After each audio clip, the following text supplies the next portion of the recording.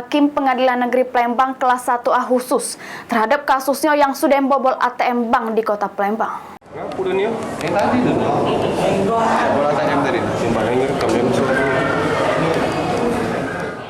Inilah dia Vladimir Kasarsi, warga negara Rusia ini, jadi terdakwa kasus pembobolan mesin ATM Bank di Kota Palembang ini jalani sidang putusan di Pengadilan Negeri Palembang kelas 1A khusus. Di hadapan majelis hakim yang diketuai Hakim Evianto didampingi penerjemahnya.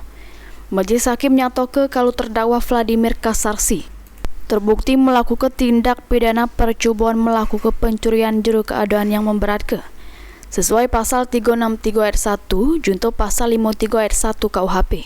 Sehingga hakim ketua memvonis terdakwa dijatuhi pidana penjara selama 1 tahun. Mengadili menyatakan terdakwa Vladimir Kasarsi tersebut telah terbukti salah satunya dengan bersama melakukan tindak pidana percobaan melakukan pencurian dalam keadaan memberatkan, menjatuhkan pidana oleh karena itu dengan pidana penjara selama 1 tahun, menetapkan masa penangkapan penahanan dijalankan oleh terdakwa menjatuhkan, menetapkan terdakwa perbuatan, menetapkan agar barang.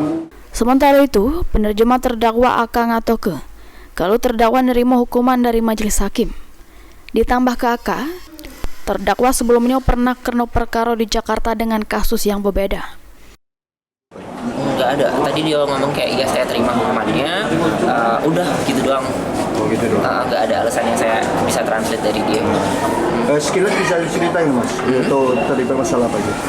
Dia terlibat pembobolan ATM di Bank Sumsel Bubble, dana yang keluar itu sudah 30 juta, tapi ketahuan sama penjaga malam di sana dan dia sempat kabur tapi ketangkep. Ini yang pertama kali dia ketangkep atau sudah pernah?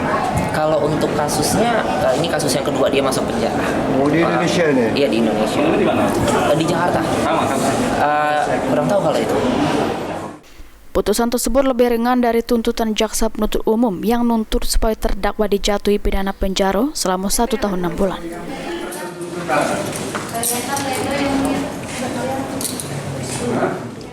Lutfi, PAL TV.